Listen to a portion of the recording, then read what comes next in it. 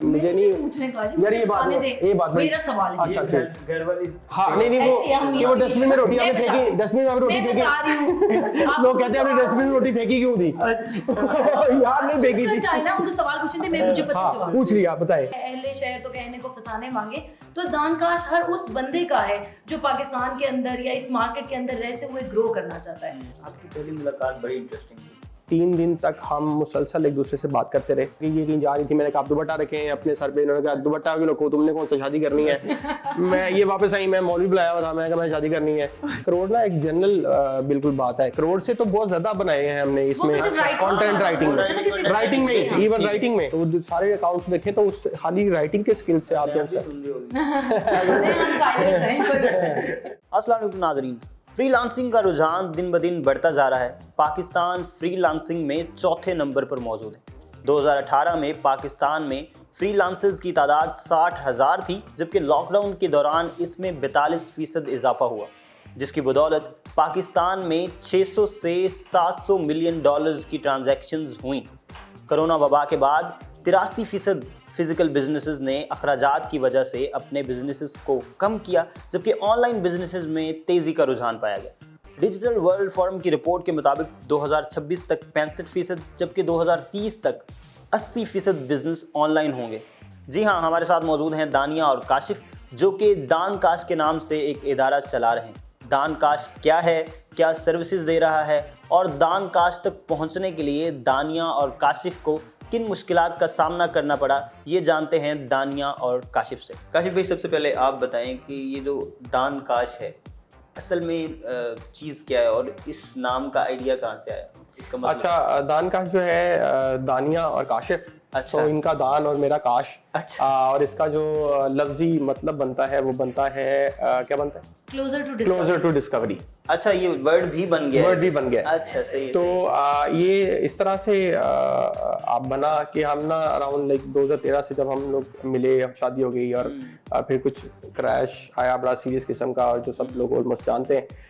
उसके बाद फिर हमने आईटी का बिजनेस स्टार्ट किया, फ्रीलांसिंग स्टार्ट की और उधर से पैसे बनाने शुरू किए। करते करते करते सफर तय होता गया। हमने ये डिसाइड किया कि हम जो हमने सीखा है वो हम लोगों को सिखाएंगे भी। ठीक है। सो उस टाइम पे ये आइडिया आया और 2017 के अंदर हमने एक यूट्यूब का चैनल स्टार्ट किया, जिसके अंदर हमने अपवर्क से रिलेटेड जो है 2013 में ये ई-लॉन्च था, फिर ये शिफ्ट हो गया, अपवर्क बन गया। तो उस टाइम पे जितना भी अपवर्क के ऊपर आप कैसे पैसे कमाते हैं, हमने कैसे पैसे बनाए, वो सारा का सारा एक मॉडल बना के हमने जो है वो यूट्यूब पे जो है उसको पब्लिश कर दिया। और टू बी वेरी ऑनेस्ट उसको वहाँ पर डाल के हम लोग भूल गए। अच्छा, हाँ। और अराउंड 3 to 4 मंथ्स के बाद अचानक हमारा जो इनबॉक्स है उस पर फ्लड आ गया, बहुत सारा, इतने कमेंट्स, इतने मैसेजेस के अच्छा ये मैं कैसे करूं, वो मैं कैसे करूं। मैं लोगों के इतना ईमेल्स, मैंने $1000 कमा लिया है, मैंने $2000 कमा लिया है, ये भी मैंने इतना नोट नहीं किया। जिस चीज में हमें बहुत मूव हुई वो ईमेल की सब्जेक्ट लाइन थी, will you be my mentor. और उस वक्त आज से 5-6 साल पहले मेरे लिए बहुत बड़ी बात थी कि दुनिया के किसी कोने में बैठा वो मैंने ईमेल खोली, वो बंदा कह रहे मैंने $2000 कमा लिया आपकी वीडियोस देख के, अब आप आगे मुझे बताएं आगे क्या करना है। तो मैं बड़ी मूव हुई, मैंने कहा यार अगर कोई इतनी दूर बैठा इस चीज से अर्न कर सकता है तो व्हाई नॉट हम इसको स्केल करें। दानकाश बेसिकली हमारा यूजर नेम था जिसपे हमने ई-लॉन्च पे अपना अकाउंट बनाया। तो दानकाश मतलब दानिया शाह, दानिया खान, इस तरह डिफरेंट लिख रही थी। उसने मुझे सजेस्ट किया दानकाश, हमने रख लिया। फिर हमारे मल्टीपल्स कुछ क्लाइंट्स भी थे जिन्होंने 2-3 दफा कहा भी कि यार ये बड़ा लव स्टोरी टाइप नाम लगता है, आपका नाम बड़ा अच्छा है। तो चूंकि है भी हमारी एक लव स्टोरी, तो हमने कहा कि हम इसे ही लेकर चलते हैं। हमने इसे ब्रांड नेम दे दिया। और फिर जिस तरह वो लोगों के फीडबैक आते रहे कि अब अच्छा आपने अपवर्क का तो बता दिया, अब आप अच्छा फाइवर का भी बता दें, आप सोशल मीडिया का भी, वो जैसे जैसे लोग पूछते गए वैसे वैसे हम कंटेंट उनके लिए बनाते गए। अच्छा, उस तरफ हम आते हैं। आप दानकाश की बेसिक आपने बताई पंच लाइन के किस तरह से ये डेवलप हुई। दानकाश क्या करता है, लोगों को आसानियां कैसे दे रहा है? असल में ये सर्विसेज जो हैं आप लोग प्रोवाइड कर रहे हैं, क्योंकि अब सारा कुछ डिजिटली शिफ्ट हो रहा है, तो आप लोग सर्विसेज तो दे रहे हैं, आसानियां पता करें, तो किस तरह से कर रहे हैं, बेस लाइन क्या है, कहाँ से शुरू करना है और कहाँ तक पहुँचाना है? ठीक है, दानकाश एक ऐसा इदारा है जो लोगों को सिखाता है कि वो इंटरनेट के जरिए पैसे कैसे कमा सकते हैं। कैसे कमा सकते ठीक है, अब हमें पता है कि इंटरनेट से पैसे कमाने के मिलियन वेज हैं। जी, ठीक है, अब हम ये करते हैं कि हमने डिफरेंट कैटेगरीज बनाए हुए हैं, 46 डिफरेंट कोर्सेज हैं और इतनी ही कुछ मतलब 800,000 फ्री वीडियोस और कंटेंट मौजूद है जो हर बंदे को उसके मुताबिक गाइड करते हैं। अगर कोई स्टूडेंट आ गया जिसके पास कोई स्किल नहीं है तो फिर उसको हम पहले स्किल की साइड पे भेजेंगे। कोई बंदा ऐसा आ गया जो ग्राफिक डिजाइन करता रहा, प्रिंट मीडिया में उर्दू बाजार में बैठा करता था, एक्सपीरियंस उसके पास है लेकिन उसे नहीं पता ऑनलाइन कैसे करना है, तो फिर हम उसे फ्रीलांसिंग की तरफ भेजेंगे। कोई बंदा आ गया जिसका अपना कारोबार है या अम्मा अब्बा का कारोबार है, फिर हम उसे ई कॉमर्स की तरफ भेजेंगे। सो हमने मॉडल्स बनाए हुए और फनल्स बनाए हुए हर ऑडियंस और नीश के मुताबिक। घर बैठी खवातीन क्या कर सकती हैं उनके लिए अलग मॉडल्स हैं, घर बैठे बच्चे क्या कर सकते हैं, इंटर के बाद वाले स्टूडेंट्स क्या करें, प्रोफेशनल्स क्या करें, बिजनेसेस क्या करें, तो हर एक के लिए हमने डिफरेंट मॉडल सेटअप किए हुए।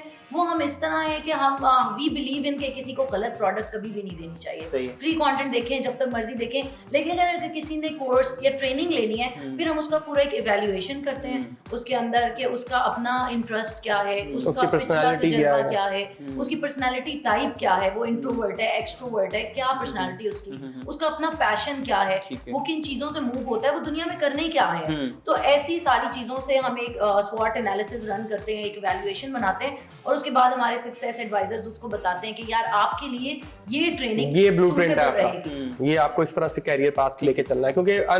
क्योंकि हमारे पास जो सबसे ज्यादा क्वेश्चन आया और सो फार एक जो गैप नजर आ रहा था वही नजर आ रहा था कि हमारी सोसाइटी में एजुकेशन का सिस्टम थोड़ा सा इस तरह है कि अगर मेरे कजन ने मुझे ये कहा कि जी मैंने ये काम स्टार्ट किया है तो मैंने मैट्रिक में उस तरह साइंस रख ली, साइंस के बाद मुझे किसने कहा जी आईसीएस कर लें आप, तो मैंने आईसीएस कर लिया, किसने मुझे कहा कि प्री मेडिकल कर लें, प्री मेडिकल कर लिया इंजीनियरिंग में, तो हम खुद से कुछ नहीं कर रहे होते। तो उसमें प्रॉब्लम ये आता है कि आप जब खुद से कुछ नहीं करते, एक तो आप सीख नहीं पाते ठीक से क्योंकि आपका अपना फैसला नहीं है। दूसरा प्रॉब्लम ये आता है कि आपको आपकी जो बिल्ट है, हर इंसान के अंदर यूनिक एबिलिटीज हैं, हर किसी के अंदर खजाने छुपे हुए हैं, तो वो क्योंकि दूसरों के पीछे लगा रहता है और खुद से नहीं वो खुद को ढूंढता, तो जब वो खुद को ढूंढ लेता है और राइट स्किल्स को अडॉप्ट कर लेता है या उनको लर्न करता है तो फिर कामयाबी जो है ना वो 100% हो जाती है। ये मुमकिन हो जाता है कि आप जो चाहे वो हासिल करें। ठीक है, रानी आप बताएं कोर्सेज कौन कौन से ऑफर कर रहे हैं आप? हमारे पास 46 डिफरेंट कोर्सेज हैं। उसके अंदर फॉर एग्जांपल मैं आपको थोड़ा सा गाइड कर देती हूँ उन लोगों के लिए जिनको आइडिया नहीं है। सो अगर कोई बंदा है जिसके पास एजुकेशन नहीं है लेकिन उसका लेट्स से ग्राफिक अच्छा है या कलर सेंस अच्छा है तो वो ग्राफिक डिजाइनिंग एनिमेशन इस साइड पे चला जाएगा। कोई बच्चा है जिसने कंप्यूटर्स की कोई बेसिक डिग्री कर ली है लेकिन उसको आगे नहीं पता तो उसे हम प्रोग्रामिंग साइड पे, वर्डप्रेस, लारावेल, मोबाइल एप्स इस साइड पे भेज देंगे। फिर बहुत सारे ऐसे बच्चे होते हैं जो थोड़े तेज होते हैं, शार्प माइंडेड होते हैं लेकिन उनको पता नहीं होता उन्होंने क्या करना है, तो हम उनको सोशल मीडिया वाली साइड पे सोशल मीडिया मार्केटिंग की ट्रेनिंग कराते हैं, डिजिटल मार्केटिंग की ट्रेनिंग कराते हैं, इसके अलावा कंटेंट राइटिंग की ट्रेनिंग कराते हैं, ई कॉमर्स बिजनेस कैसे सेटअप करना है अपना भी और किसी और का भी वो भी सिखाते हैं। सो 46 डिफरेंट मॉडल्स हैं उसके अंदर, चाहे आप वेबसाइट्स ले लो, मोबाइल एप्स ले लो, सोशल मीडिया ले लो, डिजिटल मीडिया ले लो, हर किस्म की ट्रेनिंग मौजूद है। फिर अगेन वही बात है कि जिसका जो स्किल सेट और जिसकी जितनी कैपेबिलिटी है उसके अकॉर्डिंग उसको गाइड किया जाए। और इसमें मतलब एक और चीज हमने ये सेटअप की हुई है कि आप हमारी ट्रेनिंग से भी पहले, सब चीजों से पहले जब आप हमारे साथ साइन अप हो तो सबसे पहले हमने ना एक 21 डे सक्सेस फॉर्मूला के नाम से ना एक पूरा मॉडल सेटअप किया हुआ है। आप वो सेशंस देखें, उन सेशंस को देखने के बाद आप जो है ना इंटरनेट की दुनिया के बारे में काफ़ी सारी चीज़ें जान लेते हैं। मेरा जितना एक्सपीरियंस है 20 साल का, वो दानिया का जितना एक्सपीरियंस है, वो कलेक्टिव एक्सपीरियंस इकट्ठा करके वो बताया है कि वो गलतियां जो हमने की वो आप ना करें। इवन मैं ये बात ऑन कैमरा कहना चाहूँगा कि मैंने ये बहुत इंपॉर्टेंट चीज़ है कि when it comes to internet तो आपको ना 100% ट्रांसपेरेंट और ऑनेस्ट रहना है। अगर आप 100% ट्रांसपेरेंट ऑनेस्ट नहीं रहेंगे तो इंटरनेट का ना एक जो फायदा और नुकसान है ऐसे लोगों के लिए जो इसको नहीं समझते कि ये दूध का दूध और पानी का पानी कर देता है। आपके फीडबैक्स, आपके रिव्यूज, आपके बारे में लोगों की बातें ये बहुत जल्द नजर आने शुरू होती हैं। इससे पहले ये डॉक्यूमेंट नहीं होते थे तो तब तक तो आसान था। सो ऑनेस्टी और ट्रांसपेरेंट रहना इज वेरी इंपॉर्टेंट। ठीक है, मतलब आप ये कह रहे हैं कि जो जिस तरह से अब कुछ मामलात हुए हैं, कुछ हमारे यहाँ इधर ऐप्स हैं कि आप कुछ और ऑर्डर करते हैं, कुछ और चीज आ रही है और इस तरह के जो मसाइल हैं ये आपकी ट्रांसपेरेंसी पे जो है वो ये सैचुरेशन का प्रोसेस है। इंटरनेट जो है वो जो लोग गलत चीजें भेज रहे हैं इवेंचुअली वो किक आउट आउट हो जाएंगे। और जो लोग अच्छा काम कर रहे हैं उनके रिव्यूज, उनके फीडबैक्स मुंह चढ़कर बोलेंगे, सर चढ़ के बोलेंगे। एक बेसिक ट्रेनिंग ये है कि what is Kashif trying to say कि हम ना सिर्फ लोगों को काम सिखा रहे हैं बल्कि काम की एथिक्स भी सिखा रहे हैं कि बिजनेस करना ठीक है, स्किल लेना एक बात है, लेकिन उसको एथिकली बेचना और उसको सही ट्रांसपेरेंसी और ऑनेस्टी के साथ कारोबार करना, क्योंकि हम लॉन्ग रन खेलना चाहते हैं ना। हम ये नहीं चाह रहे कि एक दिन हमें जॉब मिले और आगे कोई दे ही ना। ठीक है, फीसिस का स्ट्रक्चर दानिया आप बता दें अगर। ऐसा है कि हमारे डिफरेंट मॉडल्स हैं, 3 मॉडल्स हैं। ठीक है, एक है रिकॉर्डेड कोर्सेज जो बच्चे, मैंने अभी आपको बताया कि जो फ्री हैं, जो बच्चे घर से भी देख सकते हैं, जो अफोर्ड नहीं कर सकते वगैरह वगैरह। फिर है एक ऑनलाइन ट्रेनिंग्स। ऑनलाइन ट्रेनिंग्स जो है वो ऑन एवरेज 25 to 30 40 इस रेंज 20 से 30 के दरमियान में फॉल करती हैं। फिर है हमारी फिजिकल ट्रेनिंग्स, यानी जो बंदे और हमारे कैंपस में आके अटेंड, लाहौर और इस्लामाबाद, हाँ लाहौर और इस्लामाबाद, दोनों कैंपसेस में आके अटेंड करते हैं, वो फिजिकल ट्रेनिंग्स हैं। उनकी with course to course vary करती है, लेकिन लेट्स से 40 to 45 50 इसके दरमियान में वो रहती हैं। एंड देन हमारी एक प्रैक्टिकल ट्रेनिंग होती है। प्रैक्टिकल इज कि वो 8 घंटे प्रॉपर्ली आके हमारे पास बैठेगा, जिस तरह हम सिस्टम में अपना सारा इंटरनेशनल, क्योंकि हम यूएस की एजेंसी हैं, हम जो काम यूएस में क्लाइंट्स का कर रहे हैं वो उसको भी देखेगा, वो उसके अंदर उसको कम्युनिकेशन भी करवाया जाएगा क्लाइंट्स के साथ, जो भी मतलब उसकी ईच एंड एवरीथिंग प्रैक्टिकली हम उसको करवा के देंगे। वो थोड़ी एक्सपेंसिव होती है as compared to these ones, लेकिन 75 to 95,000 की वो ट्रेनिंग्स हैं। तो और इसमें टाइम पीरियड भी बड़ा इंपॉर्टेंट है। कुछ ट्रेनिंग जोन्स की हैं वो 2 months की हैं, कुछ मॉडल्स ऐसे हैं जो 6 months के हैं, कुछ ऐसे हैं जो 1 year तक हमारे जाते हैं। काशिफ भाई, आप लोगों का विजन है कि हर शख्स जो है पाकिस्तानी वो 2 से 3 लाख महाना कमाए, बिल्कुल, ये कैसे मुमकिन होगा? देखिए ये इसको इस तरह से अंडरस्टैंड करें कि ये जो पेंडेमिक की जो सिचुएशन है ना, इसने दुनिया को एक नई तर्ज पे डाल दिया। ठीक है, ये हम सब एक्सेप्ट कर लिया हमने, हमें पता है कि जो सारी चीजें डिजिटली मूव कर रही हैं। अभी जो बहरान नजर आ रहा है ना, वो नजर आ रहा है सप्लाई का। ठीक है, अभी ये जो मसला है ना, ये पाकिस्तान को नहीं, पूरी दुनिया को पेश आ रहा है कि तमाम बिजनेसेस को ऑनलाइन होना है, और ऑनलाइन होने के लिए उनको उन लोगों की जरूरत है जो उनके इस नए बिजनेस का पार्ट बन सके, वो रिसोर्सेज उनके लिए काम कर सके। अगर आप बिजनेस अपना नहीं भी कर सकते तो आप वो स्किल्स ले सकते हैं जो स्किल्स आज के बिजनेस को चाहिए हैं। तो अगर आप वो स्किल्स ले लेते हैं तो नॉर्मली $2,000 पर मंथ बनाना ये कोई बड़ी बात नहीं है। अगर एक बंदा यहाँ से यूएस में किसी बिजनेस को सर्विस दे रहा है, या ऑस्ट्रेलिया में, कनाडा में, यूके में किसी बिजनेस को सर्विस दे रहा है, तो उसके लिए भी विन विन सिचुएशन है, क्योंकि अगर वो बंदा वहां पे किसी बंदे को, स्किल्ड बंदे को हायर करेगा, तो वो बंदा उसको मिनिमम $16 पर आवर मिनिमम उसको देना पड़ेगा, चाहे वो day 1 पे जॉब पे क्यों ना आया, चाहे वो इंटर्न क्यों ना हो, क्योंकि एक पॉलिसी है गवर्नमेंट की। तो वो जब आउटसोर्स कर देता है थर्ड वर्ल्ड कंट्री में, तो वो भी जीतता है और आप भी जीतते हैं। सो ये बिल्कुल मुमकिन है, ये कोई बहुत एवरेज हमारे स्टूडेंट्स कमाते हैं इजीली 2.5-3 लाख रुपया। एंड मिसाल ले लेते हैं, जैसे सोशल मीडिया एक स्किल है। अब मैं कहती हूँ आपने $300 का पैकेज सेटअप कर लिया है कि कोई क्लाइंट का आप फेसबुक और इंस्टाग्राम मैनेज करोगे, $300 अ मंथ उससे लोगे। अब क्लाइंट हमेशा एक तो नहीं रहता, आपके 2 हो जाएंगे, 4 हो जाएंगे। अगर 4 क्लाइंट्स हैं $300 के $1,200, अगर आप 5 कर लो, और फिर आप उनको अपसेल भी तो कर सकते हो ना, कि मैं आपको फेसबुक के साथ यूट्यूब मार्केटिंग भी दे दूंगा, इसके 200 एक्स्ट्रा लगेंगे, इसका $100 और हो जाएगा। तो 500 से लेके स्टार्ट करना, $200 का फिगर रीच करना very easy. Like first 2-3 months के अंदर बंदा इस काबिल हो जाता है कि वो $1,000 $2,000 को इजीली। और जैसे फिर आप जैसे आपका ये सिलसिला सेटअप हो जाए, दूसरा स्टेप ये होता है कि आप उन स्किल्स की तरफ भी मूव करें, अपना कम्युनिकेशन स्किल मजीद इम्प्रूव करें। उससे आपके पैसे जो उनसे हैं वो 4x 3x बन सकते हैं। अगर आप किसी की बात अच्छे तरीके से समझना शुरू हो जाएं, एक बात ये, और फिर किसी का बिजनेस समझना शुरू हो जाए, और फिर किसी की मार्केट समझना शुरू हो जाए, और उसकी ऑडियंस समझना शुरू हो जाए, तो वो पैसे आपके बढ़ते जाते हैं।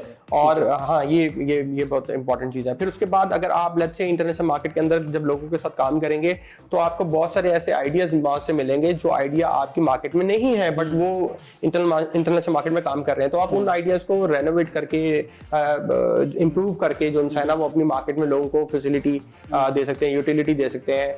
और फिर एक और चांस ये बनता है कि जो रिसोर्स जिस तरह हम लेके लोगों को चलते हैं, कि अगर आपने स्किल से स्टार्ट किया है और अभी आप जो है वो एज अ फ्रीलांस सर्विसेज दे रहे हैं, तो आपने फ्रीलांसिंग को या इस सारे मॉडल को जो है ना वो एम्प्लॉयमेंट नहीं समझना है, आपने इसको बिजनेस के तौर पे लेके जाना है और आपने एजेंसी की तरफ मूव करना है। अभी आपको 2 साल लग गए, you are making $2,000 to $3,000 per month, और अब आप चाहते हैं आपसे ग्रो करें, तो आप न्यूबीज को अपने साथ जोड़ें, उनको सिखाएं, अपना काम उनसे शेयर करें, आप ज्यादा बिजनेस डेवलपमेंट वाली साइड पे चले जाएं और जो सा अपनी एजेंसी को, माइक्रो एजेंसी को जो सा ना वो लेकर आए और फिर उसको मैक्रो एजेंसी में कन्वर्ट करें। ज्यादा लोगों के लिए मौका अगर क्रिएट करेंगे तो ये आपके लिए बिल्कुल बिल्कुल ऐसा ही है। गुड। दानिया, आप कॉलेज ड्रॉप आउट थी, ठीक है, और कंटेंट राइटिंग से आपने 1 करोड़ रुपया कमाया बाद, ठीक है, तो वो तो अब कहते हैं ना कि किताबों का दौर नहीं रहा, या लिखने लिखाने का कम से कम दौर नहीं रहा, तो लिखने से 1 करोड़ रुपया कमाना, ये थोड़ा सा हमें बताएं कि ये कैसे मुमकिन किया आपने? अच्छा, बिल्कुल आपने अच्छी बात की है और बड़े मजे का सवाल, आपने मुझे टाइम याद करा दिया। वो मैं लाहौर शायर बनने आई थी और हम यही सुना है हमेशा से कि शायर भूखा मरता है और उसके पास कुछ नहीं रहता, और वाकई हमें नहीं पता, लेकिन मेरा पैशन था राइटिंग बचपन से। अब जब काशिफ से मैं मिली, हमारा इसका 100 पीपल की ये टीम उस टाइम भी चला रहा था। अच्छा। बस मैं कुछ इसके नसीब में अच्छी नहीं साबित हुई 2-3 महीने में इसका सब खत्म हो गया। आप सिर्फ हमें 1 करोड़ की कहानी सुना, 2 करोड़ की कहानी सुनेंगे, आपकी भी सुनेंगे। मुझे नहीं लिटरली पता था कि राइटिंग से पैसे कमाए जा सकते हैं। अच्छा। अब हमारे पास जब सब खत्म हो गया ना, इसने मुझे कहा कि तुम फ्रीलांसिंग स्टार्ट करो। अच्छा। मैंने कहा क्या फ्रीलांसिंग? इसने कहा ई-लॉन्च पे अकाउंट बनाओ और वहां ना तुम्हारी अंग्रेजी अच्छी है, तुम राइटिंग करो। ठीक है। तो मैंने कहा राइटिंग तो मेरा पैशन है, मैं कर लूंगी, लेकिन मतलब मुझे किस तरह राइटिंग के पैसे मिलेंगे और मैं क्या राइटिंग करूंगी, कंटेंट राइटिंग क्या होता है मुझे ये भी नहीं पता था, कीवर्ड क्या है, गूगल क्या है। फ्रीलांसिंग के बारे में मतलब सबसे अच्छी बात यह है कि मैंने अपनी प्रोफाइल बनाई, 1 हफ्ता मैंने वेट की, मुझे पहली जॉब मिल गई $3 की। उस वक्त मुझे थोड़ा हुआ भी कि यार मैं गोल्ड मेडलिस्ट और इतनी, मैं क्या $3 की जॉब करूं, लेकिन अब मरता क्या ना करता, तो मैंने वो स्टार्ट किया। अब उसके अंदर मजे की बात यह है यार कि मुझे कंटेंट राइटिंग के बारे में कुछ नहीं पता था, मुझे सिर्फ राइटिंग के बारे में पता था। बट होता ही है फ्रीलांसिंग में कि क्लाइंट आपको हायर करता है, जब वो आपको हायर कर चुका है, आपको पे कर रहा है, तो आप उसको अच्छा काम देने के लिए सीखते भी हो कि अब अबाउट अस लिख के देना है, कैसे लिखना है, वेब कंटेंट लिखना है, कैसे लिखना है, ब्लॉग के अंदर क्या क्या रिक्वायरमेंट्स होती हैं। तो इसी तरह एक क्लाइंट से दूसरा, दूसरे से तीसरा मेरे पास आते रहे। कुछ हमने ऑनेस्टी के साथ काम किया, मतलब मेरा ये था हमेशा कि कमिटमेंट की पूरी हो, जो टाइम दिया, जो चीज़ दी, उस पर पूरी डिलीवर करनी है। तो मुझे लॉन्ग टर्म क्लाइंट मिल गया। अच्छा, डिलीवरी पे एक बात मैं इधर साथ ऐड करूंगी, कमिटमेंट बड़ी इंपॉर्टेंट है इंटरनेशनल मार्केट में। क्यों इंपॉर्टेंट है ये चीज़ कि एक दिन ऐसा था कि जब ना हमारा जो क्लाइंट था ना, उसके साथ ये कमिटमेंट थी, 6 बजे वो काम देता था, 6 बजे शाम को हम डिलीवर करते थे, पूरे ग्राउंड में क्लॉक घूमता था। तो सुबह अराउंड 5:30 बजे दानिया बैठी अपना कंटेंट इसलिए लिख रही है कि ना दानिया प्रेग्नेंट थी और हमारी डिलीवरी थी, तो उसमें इसने कहा कि मैं अपना कंटेंट मुकम्मल कर लूँ। मैंने कहा छोड़ो, तुम्हारी तबीयत ठीक नहीं लगी, लेबर पेन स्टार्ट होगी। मैंने कहा तबीयत तुम्हारी ठीक नहीं लग रही, हम हॉस्पिटल चलते हैं। इसने कहा नहीं, जो कमिटमेंट है वो कमिटमेंट है। इसने वो काम डिलीवर किया और जब हम हॉस्पिटल पहुंचे तो उन्होंने कहा आप लेट हो गए हैं, आपका सी सेक्शन होगा क्योंकि आप 1 घंटा 1.5 घंटा लेट है। तो वो डिलीवरी हुई तो सही, लेकिन वो काम की डिलीवरी थी, लेकिन ये सैक्रिफाइसेस जो हैं, ये जो कमिटमेंट है ना, इसका फल मिलता है फिर आपको। तो ये बहुत इंपॉर्टेंट बात है। तो ये है वाकई कि वो डेली का क्लाइंट था, अब वो डेली काम देता था, मैं डेली उसको 36,000 वर्ड्स मैंने लिखने और उसको सबमिट करवाने। करते करते ओवर द ईयर वो क्योंकि कंसिस्टेंसी थी, रोज का काम आना, रोज देना, तो I build this much amount of money. और हमने वो पैसे स्पेंड नहीं किए, वो हमने अपवर्क में ही रखे। हमने बहुत मुश्किल काटी है, पैसे आते भी थे हाँ ई-लॉन्च में, तो हम खर्च नहीं करते थे, हम उधर से विड्रॉ ही नहीं करते थे। फिर उन पैसों को हमने फर्दर इन्वेस्ट किया बिल्डिंग लेने में, वर्डप्रेस का बंदा रखने में, रिसोर्सेज हायर करने बंदा रखने में, क्योंकि मेरे पास सिर्फ राइटिंग का। अच्छा, ये करोड़ जो सा ना, ये भी सब लोग सुन रहे हैं, मैं बताता चलूं कि करोड़ ना एक जनरल बिल्कुल बात है। करोड़ से तो बहुत ज्यादा बनाए हैं हमने इसमें कंटेंट राइटिंग में भी इवन करोड़ से तो बहुत ज्यादा लाइक ये तो एक सर्टन एक अकाउंट की बात है। तो सारे अकाउंट्स देखें तो उस खाली राइटिंग के स्किल से आप सुन रहे। आपने बताया कुर्बानियों का, आपकी पहली मुलाकात बड़ी इंटरेस्टिंग थी और आप ने बताया था एक जगह पे कि वो कुछ 3 दिन चली, मतलब आप लोग चिट चैट कर रहे हैं और बातें कर रहे हैं, तो वो बड़ी लंबी चली। आप बताएं थोड़ा सा, आप भी बीच में चीजें जहाँ पे आपको लगे कि ये डंडी मार है। अच्छा, ये बड़ा इंपॉर्टेंट आपने एक क्वेश्चन पूछा है, मैं इसका आंसर जरूर करना चाहूंगा। 2 टाइम है स्टोरी के। एक टाइम वो है जो शादी से पहले का टाइम है। शादी से पहले का टाइम ये था कि जब हम लोग मिले तो मेरी इनसे जब पहले दिन मुलाकात हुई तो ये जैसे एक टॉम बॉय मॉड स्कॉट एक लड़की होती है, उससे मुलाकात हुई, कानों में हेडफोन्स एंड ऑल दैट। लेकिन मैंने इनसे पूछा, मैंने कहा आप क्या सुन रही हैं फर्स्ट मुलाकात में ना, इनको नहीं पता था कि मैं उस ऑफिस में मैं और बॉस होता हूँ और ये आई हैं। तो मैंने इनसे पूछा आप क्या सुन रही हैं, तो इन्होंने कहा कि मैं सूर्य रहमान सुन रही हूँ। तो मेरे लिए ये एक इस तरह के लेआउट के बंदे के लिए की तरफ से आना एक डिफरेंट बात थी। मैंने कहा यार ये कैसी स्टोरी है। सो इन्होंने कहा मैं आपको बताती हूँ। वो सूर्य रहमान ख़त्म करके हमने बात स्टार्ट की। वो जो टाइम स्टार्ट हुआ, 3 दिन तक हम मुसलसल एक दूसरे से बात करते रहे, ठीक है। उधर से हम लोग नहीं हिले, ठीक है। बात करते रहे और जो मेरे पास था जितना भी सच झूठ वो सब बता दिया। जो इनके पास था पीछे जैसा मामला वो इन्होंने बता दिया। वो पूरा कम्युनिकेशन के बीच में जो उनसे 3 दिन बाद डिसाइड कर लिया, इस तरह डिसाइड कर लिया कि ये कहीं जा रही थी। मैंने कहा आप दुपट्टा रखें अपने सर पे। इन्होंने कहा दुपट्टा क्यों रखो, तुमने कौन सा शादी करनी है। मैं ये वापस आई, मैं मौलवी बुलाया हुआ था, मैं कहा मैं शादी करनी है, ठीक है आप बताएं। वो शादी हो गई, ठीक है। उसके बाद घर के कुछ थोड़े से ट्रबल्स, जैसे कुछ इंटरव्यूज में बताया घर के ट्रबल्स, घर वालों को कैसे बताना है, कैसे समझाना है, इतना सडन हमने वो सारा कर लिया। बट मोहब्बत का वो मामला और फिर उसके बाद जो दूसरा मामला है जब क्रैश हुआ 2013 के अंदर, अभी हमें कितना सा हुआ था, 2-3 महीने 3 महीने हुए हैं और मेरा बिजनेस जो है ना वो सारा एकदम से खत्म, सारा ऑल गॉन। और उसके बाद फिर मूव करना पड़ा फैसलाबाद वाली साइड पे। उसमें ऐसे मामला थे जब बच्चे के दूध के पैसे नहीं है, शेल्टर नहीं है, खाने को पैसे नहीं है और ये तकरीबन कोई 3 से 4 मंथ इस तरह की सिचुएशन रही है। और वो मोहब्बत और फिर उसके बाद ये वाला टेस्ट और फिर इस टेस्ट में से निकलना ये मोहब्बत से ही मुमकिन हुआ है। और ये मैं सबको जरूर बताना चाहता हूँ। मैं ये कहना चाहूंगी इस सारी बात में, कहानी तो काशिफ ने सारी सुनाई दी है कि मैंने एज अ पर्सन बहुत ग्रो किया। मैं कहती हूँ अच्छे वक्त से इंसान कुछ भी नहीं सीखता, बुरे वक्त से इंसान हमेशा सीखता है। मैं जब काशिफ से मिली, जब तक लाहौर आई हुई थी, मतलब मैंने आपको बताया मैं वैसे भी पठान हूँ और कुछ लाइक भी थी, हमेशा से गोल्ड मेडलिस्ट हूँ, टॉपर हूँ। कुछ घर वालों ने भी इतना लाड प्यार किया हुआ था कि मैं बहुत सेल्फ ऑब्सेस्ड थी। मैं बड़ी खुद परस्त थी कि मतलब ठीक है ऊपर खुदा है, नीचे में हूँ एंड दैट्स ऑल, ठीक है। मैं बड़ा अपने आप को समझती थी कि जैसे होता है एक टीन एज में बंदे के अंदर वो चीज़। लेकिन जब मैंने देखा एक हार्ड टाइम और उसको एक्सपीरियंस किया तो बहुत सारी चीज़ें मैंने सीखी। मैंने सब्र करना सीखा, मैंने सीखा कि वालिदैन की क्या वैल्यू है, मैंने सीखा कि मतलब घर के अंदर कमाना कितनी बड़ी रिस्पॉन्सिबिलिटी है। 14 तबक रोशन, तो 14 तबक रोशन हो गए। अपने माँ बाप से आर्ग्यूमेंट्स कर लेते हैं, आपने ये नहीं किया वो नहीं किया। तब मुझे पता चला कि आटे रोटी का भाव असल में क्या है और किस तरह एक मार्केट के अंदर, प्रैक्टिकल मार्केट के अंदर आपको मूव करना पड़ता है, किस तरह बहुत सारी चीजें। मैं कहती हूँ मैंने एज अ पर्सन में, अब मेरे पुराने दोस्त मुझे मिलते हैं तो मुझे पहचानते ही नहीं कि तुम वही दाने हो। मैं समटाइम्स खुद परेशान हो जाती हूँ कि क्या मैं वही पर्सन हूँ। अच्छा, बहुत मुश्किल वक्त है। एक दफा आपने कहीं पे बताया कि आपने डस्टबिन से निकाल के, बिल्कुल दैट्स राइट, उठा के खाई। बिल्कुल। तो अच्छा, इसमें मैं एक बात छोटी सी बात कहना चाहूंगा। वो लोग कमेंट करते हैं, कुछ बातें आपके जेहन में रह जाती हैं। वैसे तो मुझे नहीं पूछने का यार ये बात मेरा सवाल है। अच्छा घर वाली हाँ नहीं वो डस्टबिन में रोटी आपने फेंकी, डस्टबिन में आपने रोटी फेंकी, लोग कहते हैं आपने डस्टबिन में रोटी फेंकी क्यों थी।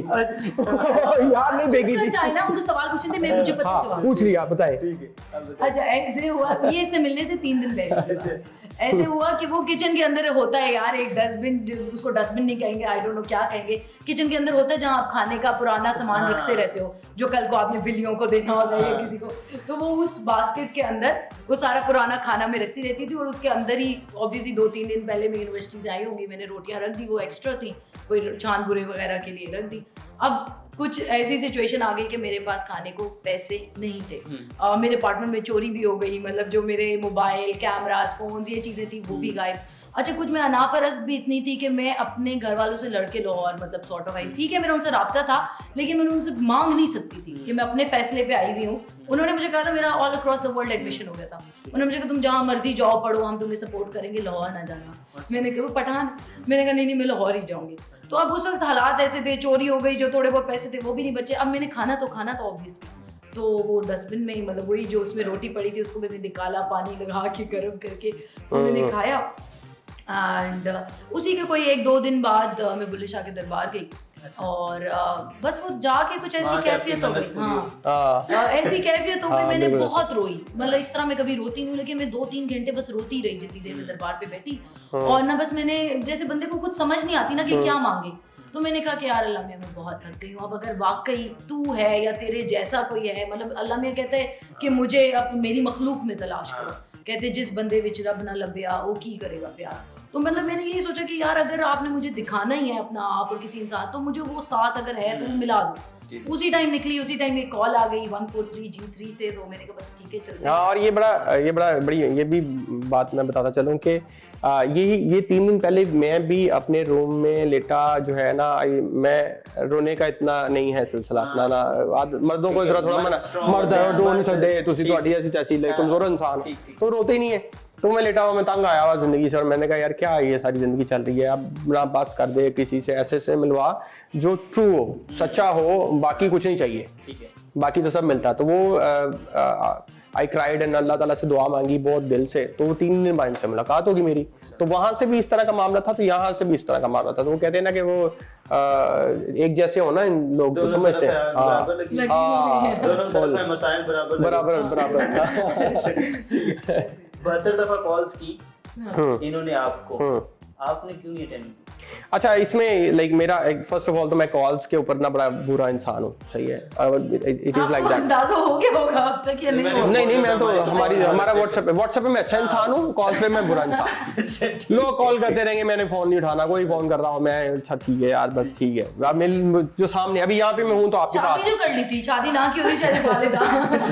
अच्छा, वो ना मामला इस तरह हुआ कि घर में ना दूध का थोड़ा इशू था और पैसे बिल्कुल नहीं थे मेरे पास। तो मेरे एक पुराने जानने वाले, उनके पास मैं बैठा हुआ था और उनसे मैं ये इरादा बना रहा था कि मैं पैसे मांगूंगा। अच्छा। ठीक है, तो बड़ा मुश्किल काम है पैसे मांगना, आप समझते हैं इस बात को।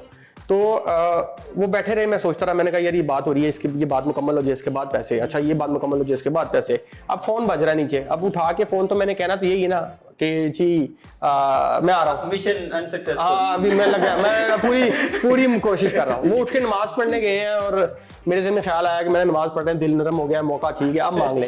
खैर मैं नहीं मांग सका, ठीक है, अब वापस आ गया। लेकिन वो 72 कॉल्स, अक्सर लोग ये भी पूछते हैं वो 72 कॉल्स कैसे, आपके पास क्रेडिट कैसे आ गया और ये सारा कुछ कैसे आ गया। मिस कॉल्स के पैसे इतने होते हैं आपके पास, इतना भी नहीं जब था। आपने पिक ही नहीं की कॉल तो क्रेडिट कैसे लगता? नहीं था ना, इतना भी कोई नहीं था कि ये तो नहीं कि क्रेडिट नहीं था हमारे पास, 20 रुपए नहीं थे कॉल अटेंड करने में क्रेडिट। हाँ, उसमें था। तो वो यार, बट ये it is I swear to God, ये एक सच्ची हकीकत है कि हमारे पास ना ज्यादातर सिचुएशंस इस तरह की थी, ज्यादातर दिन इस तरह के थे, भूखे के अलावा कि हमने एक रोटी, एक दाल की प्लेट और 2 बंदे और ठंडा पानी। तो हम वो पीली दाल खाते थे और शुगर अदा किया है, वो शुगर ने कमाल किया सारा, कि वो खा के अगर वो भी ना हो तो कोई किसी से लड़ तो नहीं सकता ना, किसी से क्या लड़ेगा। उससे पहले आई वाज नॉट ग्रेटफुल। उस जमाने में मैंने सीखा कि अल्लाह मियां का शुक्र अदा करना और उन नेमतों को समझना कितना जरूरी है। मैं दानिया से ही कहता था बस कि यार इंपॉर्टेंट वो डस्टबिन वाली रोटी। हाँ, मैं उसको कहता था, मैंने कहा बिल्कुल एज अ कपल मैंने इसको बहुत सारी चीजें से सीखी, बहुत सारी हमने बहुत ग्रो किया, एक दूसरे को बहुत सिखाया।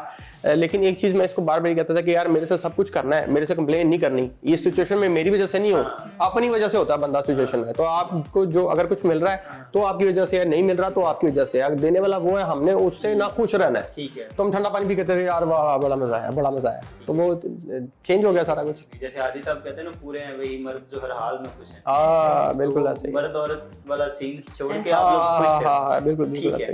तो अब सिचुएशन चेंज हुई है, नो नीड कि अब डस्टबिन वाली रोटी पे फोकस हो या दाल जो है वो 3 दिन की खानी। अब क्या सिचुएशन है, अब क्या सिनेरियो है, अब किस तरह से लाइफस्टाइल कैसा है?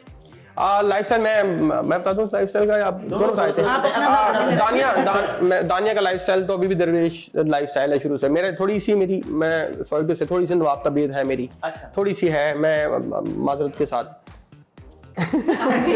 तो लेकिन उसमें उस नवाब तबीयत का मतलब ये नहीं है कि मुझे कोई लग्जरी चीजें चाहिए या वो सब। एक्सेस ऑफ मनी होना एक बात है, मुझे तब भी मुझे एक गद्दा काफी था, अभी भी मुझे एक गद्दा काफी है, मुझे कोई मटेरियलिस्टिक उस सेंस में कोई वो नहीं है। हाँ, नवाबी तबीयत ये कि मैं उठना नहीं कहीं भी जाता, मैं अपने टाइम को और तरह से वैल्यू करता हूँ। मैं अगर मुझे मौका मिले पढ़ने का कहीं बैठ के ब्लॉग या कोई ऐसी चीज को इन्फॉर्मेशन, तो मैं वो पढ़ता रहूंगा, मैं नहीं किसी की बात जाऊंगा, या अगर खाना भी ना खाना पड़े, कहीं ना जाना पड़े, तो थोड़ी सी तबीयत इस तरह की है कि अपनी मर्जी से चीजें मूव करनी है। तो ये चेंज आया है। बाकी रही बात दानिया की, तो बाकी हाँ ये जरूर है कि एक चीज ये कि हम ट्रैवल करते हैं, बहुत ज्यादा शौक था हमें ट्रैवल करने का।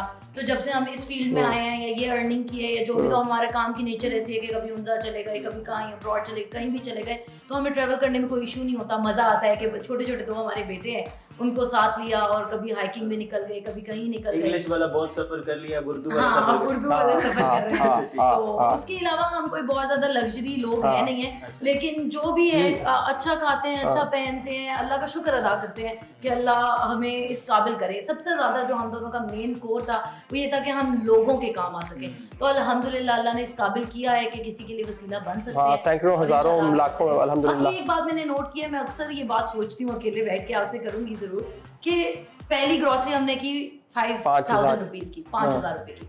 आज मैं ग्रोसरी करने जाती हूँ, मेरा तकरीबन 2.5-3 लाख रुपया लग जाता है महीने का। लेकिन मैं देखती हूँ कि तब भी इंसान के इमोशंस और मसाइल वही थे, आज भी इमोशंस और मसाइल नहीं बदले। तो ये तो इंसान को, मतलब मैं हमेशा ये बात कहती हूँ कि money should never be a goal. Happiness नहीं है, पैसा गोल नहीं होना चाहिए। मनी बाय प्रोडक्ट हो सकती है कि मैं राइटिंग करती हूँ, शौक से करती हूँ, ये मार्केटिंग करता है, डिजिटल करता है, शौक से करता है, जो हम करते हैं उसके रिटर्न में हमें आता है, हम एंजॉय करते हैं। लेकिन अगर हम सोचेंगे मैंने 10 लाख कमाना है तो उसके बाद क्या करूंगी? 10 लाख बीच के पीछे भागेंगे आप। जब मैं कहूँ मैंने करोड़ कमाना है, करोड़ से आगे क्या होगा फिर? तो मनी किसी का भी गोल नहीं होना चाहिए, पैसा सिर्फ एक वक्ती चीज है। और ये बात बिल्कुल करेक्ट कह रही है दानिया कि मेरी नवाबी तबीयत का ये भी एक सिलसिला है कि मुझे अगर टाइम बचता और पैसे लगते हो तो मैं पैसे लगाऊंगा। मुझे अगर किसी पे जगह पे जाके कोई चीज बाय करनी है तो दानिया वहाँ पे शायद उससे बार्गेन करेगी, निगोशिएट करेगी। मैं उस बार्गेन और निगोशिएट वो कहेगा ना इतने पैसे, मैं पैसे देके टाइम, चीज पसंद है बस निकलना है, टाइम नहीं स्पेंड करना। अगर वो कह रहे ना कि ये 2500 का, ये 3500 का, ये 10,000 का, 10,000 से महंगा नहीं है। इस तरह करते हैं शॉपिंग। नहीं, वो वैल्यू मनी, वो मेरी अपनी एक आदत है कि आप चीज बाय कर रहे हैं सही। बीवी होंगी जो शॉपिंग में अपने हस्बैंड से लड़ती है कि अब बस कर दो, बस कर। मतलब एक दो हमारी अम्मा हमारे साथ चली गई, अब मेरे एक दोस्त की बर्थडे थी, हमने उसके लिए शर्ट लेनी थी, काशिफ ने पूरी दुकान तकरीबन खरीद ली। अपने लिए हुड ले रहा है, मेरे भाई के लिए, मेरे अब्बा के लिए, अपने ऑफिस के लड़कों के लिए ट्राउजर्स ले रहा है, ये वो। मैंने कहा यार आप क्या करें, बस करें बस। मेरी अम्मा कह रही है वो ले रहा है तुम भी खरीदो, और दानिया को कार्ड में ऐड करती, और दानिया को जबरदस्ती की ये दुनिया की वाहिद बेगम होगी जिसके साथ ना लड़के उसको कपड़े लेके देने पड़ते हैं कि भाई ले लो तुम्हारी मेहरबानी की, नहीं मेरे पास है, मैं ठीक है, ये कलर मेरे पास है, वो भी सही है, ये भी रखो, ये भी रखो, ये रखो ना। बात होती है, मुझे किताबें पढ़ने का शौक है, लिखने का शौक है, दुनिया घूमने का शौक है, ये ऐसा ही है। दानिया और काशिफ ये अपना मुस्तकबिल क्या देख रहे हैं, और दानकाश का और उससे जुड़े जो 2.5 लाख आपके स्टूडेंट्स हैं उसका उन सब लोगों का मुस्तकबिल कैसा देख रहे हैं? असल में दानकाश को स्टार्ट करने का मकसद जो था ना वो एक माइंडसेट चेंज था, और लकीली या अनफॉर्चुनेटली जिस तरह भी आप इसको कह लें कि कोविड के बाद, अनफॉर्चुनेटली कोविड के बाद जो है दुनिया ने एक शिफ्ट लिया और एक नई साइड पे मूव कर गई। ये टाइम पीरियड हिस्ट्री के अंदर एक अपॉर्चुनिटी भी है।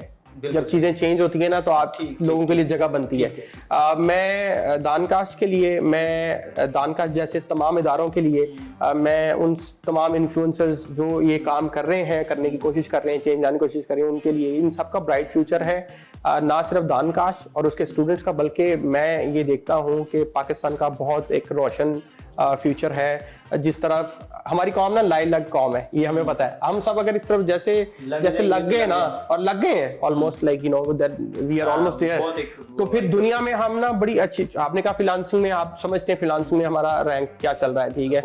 तो अभी ये सिर्फ स्टार्ट है। अभी in couple of 2 to 3 years आप देखेंगे कि पाकिस्तान जो है दुनिया के बड़े स्टार्टअप्स भी नजर आएंगे, ना सिर्फ लेबर के लिहाज से बल्कि इनोवेशन भी इंशाल्लाह ताला very soon, as soon as वो कहते हैं ना पेट जैसे भरेगा ना तो अगली स्टोरी होगी कि हम जो उनसे ना वो क्रिएटिव भी हो जाएंगे, और हमारी कौम है भी क्रिएटिव।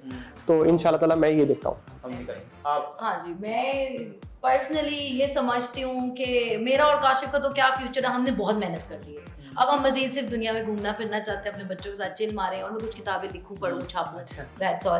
दानकाश का जहाँ तक ताल्लुक है तो दानकाश हमारा इदारा नहीं है, दानकाश एक ख्वाब है हर उस बंदे का जो जहाँ हम आज से 8 साल पहले खड़े थे, वो जो भी बंदा जहाँ पे भी खड़ा है, क्योंकि इंटरनेट के ऊपर कंटेंट तो क्रिएटेड है, वीडियोस मौजूद है, डाटा मौजूद है, वो हम रहे ना रहे, अहले शहर तो कहने को फसाने मांगे, तो दानकाश हर उस बंदे का है जो पाकिस्तान के अंदर या इस मार्केट के अंदर रहते हुए ग्रो करना चाहता है। हम ये समझते हैं कि पाकिस्तान को एक बहुत ज़्यादा इकोनॉमिक पुश की ज़रूरत है। पाकिस्तान के अंदर वैसे तो अल्हम्दुलिल्लाह सब कुछ है, हमारे पास रिसोर्सेज हैं, मौसम है, सब कुछ है, लेकिन हमारी इकोनॉमी स्टेबल नहीं है।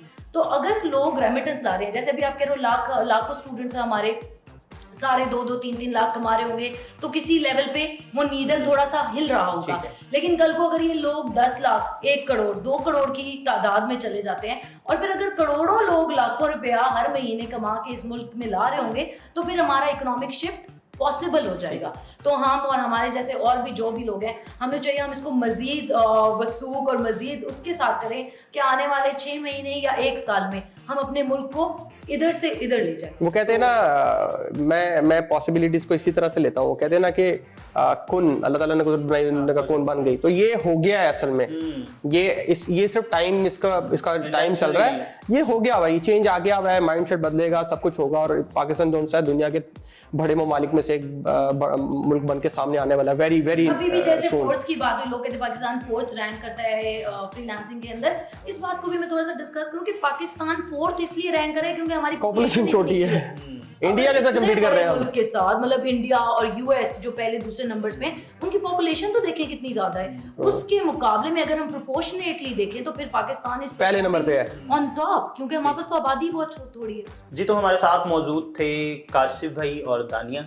तो उन्होंने हमें ये बताया कि मुस्तकबिल क्या है, दुनिया का डिजिटली शिफ्ट हो रही है दुनिया, और पाकिस्तानी नौजवानों को क्या करना है, और दानकाश जो है वो किस हद तक जो है वो हेल्पफुल साबित हो रहा है तकरीबन 2.5 लाख स्टूडेंट्स के लिए। तो अगले प्रोग्राम में एक नए गेस्ट के साथ, या हो सकता है कुछ नए गेस्ट के साथ, हम फिर आपकी खिदमत में हाजिर होंगे। तब तक के लिए दीजिए इजाज़त। अल्लाह हाफ़िज़।